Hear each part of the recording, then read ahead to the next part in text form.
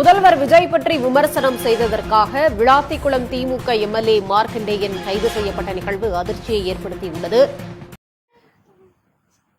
மாண்புமிகு தமிழக முதலமைச்சர் சிஎம் சார் வணக்கம். கட்சியில உள்ளவங்க நீங்க முதலமைச்சர் சீட்ல இருக்கும்போது நீங்க அவங்கள பேசும்போது அவங்க கேஸ் தான் ஃபைல் பண்றாங்களே தவிர அவங்கள அரெஸ்ட் பண்ணணும் சொல்லி அராஜகத்துல உட்காரல டிஎம்கே காரங்க. அதே மாதிரி இன்னைக்கு நீங்க பேசுனீங்க, அதுக்கு விளக்கம் கொடுத்து இன்னைக்கு விளாத்தியோட சட்டமன்ற உறுப்பினர் மார்க்கண்டேயன் சொல்லிட்டாரு.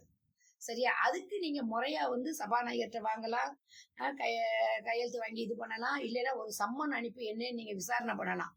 எடுத்த உடனே போய் அரெஸ்ட் பண்ணி வரணும்னு கிடையாது. சரியா? அது நாங்க முழுக்க 20 ஆண்டு காலமா எங்க அப்பா காலத்துல நாங்க டிஎம்கே ஃபுல்லா நாங்க டிஎம்கேல தான் இருந்தோம். எல்லாம் பிள்ளைகள எல்லாம் டிஎம்கே தான். ஆனா 4 வருஷத்துக்கு முன்ன கேகேஎஸ் கண்ணன்கிறவரு பாடவுணத்தம் கேகே சாருடைய தம்பி அப்படின்னு சொல்லி அவர் வந்தா பாம்பே மெடிக்கல் கிட்ட பஸ் அவர் கார் வரும்னா பாம்பே மெடிக்கல், மற்றவங்க கார் உள்ள போகாது. ஆனா இவர் கார் மட்டும் பாம்பே மெடிக்கல்ல இருந்து நேரா வரும். எல்லாத்தையும் கேட்க சார் தம்பி தம்பி தம்பின்னு சொல்லி வேலை வாங்கி தர்றா சொல்லி நாங்க வேளான்னு கம்முன்னு இருந்தது. கொஞ்சம் குடும்ப உறுப்பினங்க வேலை வாங்கி தரேன்னு சொல்லி பல பேர் ரெக்கமெண்ட்ல வச்சு அவங்க ஃபேமிலி குடும்பத்தோட எல்லாம் சேர்ந்து அவங்க அக்கா திலகம் எல்லாமே சேர்ந்து 10 லட்சம் ரூபாய் வாங்கினாங்க. அரசு கோட்டா இருக்குது, நகராட்சியில மேனேஜர் ஒருக்கு வாங்கி தரேன்னு சொல்லி வலிக்கு தட்டிக்கிற மாட்டாம கொடுத்தோம். அதனுடைய காசை திருப்பி கேட்கறதுக்கு ரிக்கார்டுல இருந்து வீடியோ காட்சிகள் முதற்கொண்டு அனைத்து இருக்கு. 4 வருஷத்துக்கு முன்ன போய் கேஸ் ஃபைல் பண்ணதுதான். பாலமுருகன்கிற ஆய்வாளர் இருக்கல, அந்த கேஸ் அப்படியே மூலையில தூக்கி போட்டாங்க.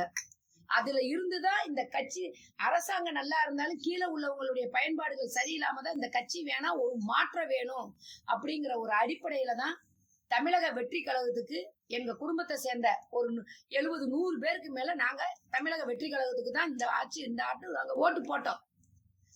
அதே மாதிரினா இன்னைக்கு அருப்புக்கோட்டையில 0253/26 எஃப்ஐஆர் போட்டு 1.5 மாசம் ஆச்சு. 40 நாளைக்கு மேல ஆகுது. இன்னைக்கு வரைக்கும் ஒரு அதிகாரிகிட்ட போய் நாங்க கேட்கவும் முடியல, அது என்ன ஆச்சுன்னு சொல்லவும் முடியல. அந்த மாதிரி இன்னைக்கு விருதுநகர் எஸ்பிட்ட வாரம் திங்கக்கிழமை புதன்கிழமை பெடிஷன் கொடுக்க வேண்டியது, ஐஜிட்ட போய் திங்கக்கிழமை புதன்கிழமை பெடிஷன் கொடுக்க வேண்டியது, சம்பந்தப்பட்ட அதிகாரிகளுக்கு வரணும், விசாரிப்போம். அதுதான் இன்னைக்கு அவங்க என்ன தப்பு செஞ்சாங்களோ அதே தப்பதான் விஜய் என்ன இன்னைக்கு நம்ம ஆட்சியும் செஞ்சுக்கிட்டு இருக்காங்க. இன்னைக்கு வரைக்கும் இல்ல. அருப்புக்கோட்டை விருதுநகர் மாவட்ட நகர் காவல் நிலையத்தை, அருப்புக்கோட்டை டவுன் நகர் காவல் நிலையத்துல இன்னைக்கு வரைக்கும் விசாரணை கிடையாது. 80 பவன் நகைய மோசடி செஞ்சு கூத்தியா வேலை பார்த்துக்கிட்டு இருக்கிறவன் கஞ்சா விற்கிறவனுடைய கஸ்டடிக்குள்ள போய் நிக்குது. கஞ்சா பவுடர் விற்கிறவனுடைய கஸ்டடியில போய் நிக்குது. அத கேள்வி கேட்டு எஃப்ஐஆர் போட்டவங்களை அரெஸ்ட் பண்ணி பொருளை ரெக்கவரி பண்ணி கொடுக்க முடியாம தான் இதே வார்த்தையை நீங்களும் யூஸ் பண்ணீங்க விஜயனா. எல்லாத்துக்கும் கோர்ட்டுன்னு பாருனா நீங்க எதற்கு டிபார்ட்மெண்ட் எதற்குன்னு கேட்டீங்க ஒரு கூட்டத்துல. அந்த அவல நிலைதான் இன்னைக்கு அருப்புக்கோட்டையில நடக்குது.